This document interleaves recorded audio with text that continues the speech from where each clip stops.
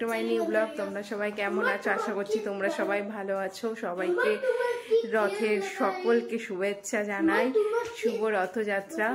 যাই হোক, চলো আজকে এখন এই রথ দেখতে যাচ্ছি। আমাদের এই বাড়িতে এমনি ছোট্ট করে রথ হয়, সেরকম বড় রথ হয় না। তো চলো দেখতে থাকো ব্লগটা। এই যে রেডি হয়ে গেছি, এখন যাচ্ছি, চলো দেখতে থাকো।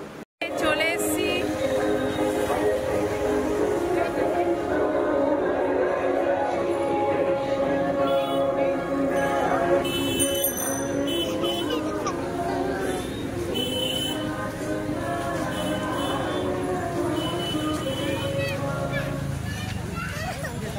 আগে চল দেখি, ঠাকুর দেখে আসি।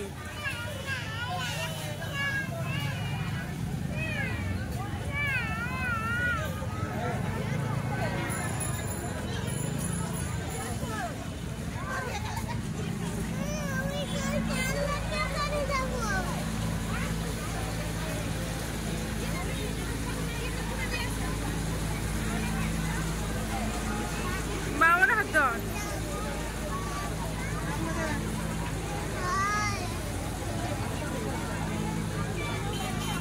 দইটা ধরে টানাও।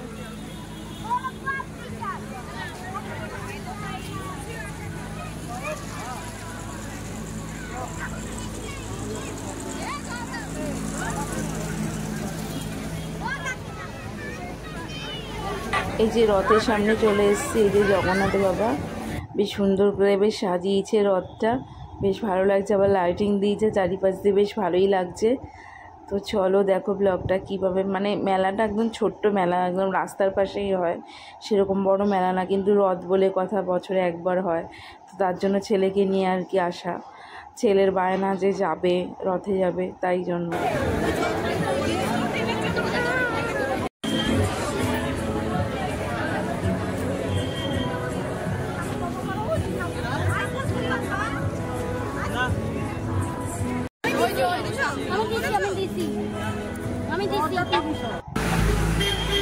এই যে মেলা, মানে ছোট্ট করে মেলা, সব রাস্তার পাশে সব লোকজন, মানে ভালোই ভিড় হয়েছে। ছোট্ট মেলা হলে কি ভালোই ভিড় হয়েছে।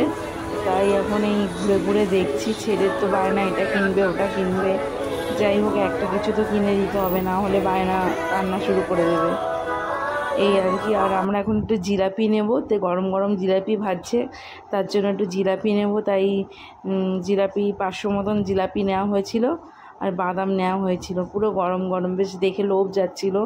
তাই আর রথের দিনে শুনেছি জিলাপি আর পাঁপড় ভাজা নাকি খেতে হয়, এটা নাকি নিয়ম, জানি না, সেই জন্য আর কি কেনা।